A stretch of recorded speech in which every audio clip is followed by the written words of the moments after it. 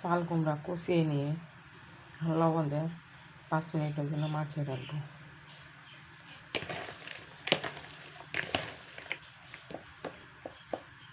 পাঁচ মিনিট পর দেখেন কত পানি হয়ে উঠছে। এখন পানিগুলো চিপে নিব।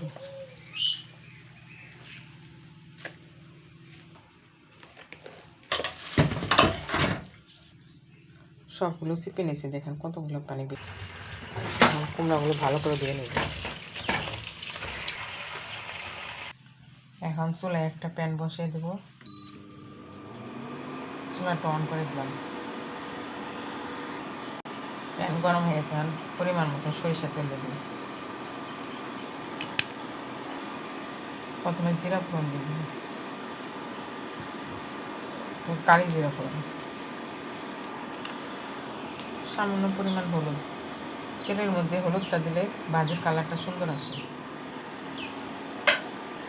পেঁয়াজ কুচি,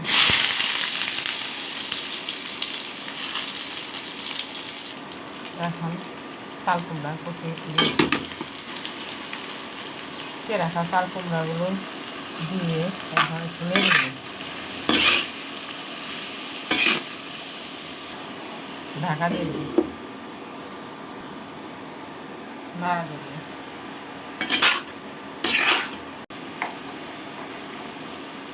লবণ দিই, আবার নেড়ে দিই।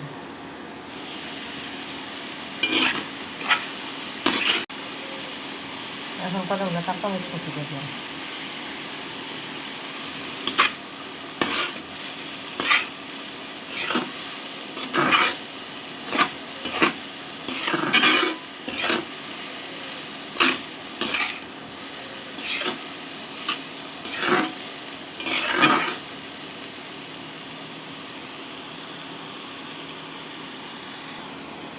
এখন চাল কুমড়া ভাজি হয়ে গেছে, নামিয়ে নেব।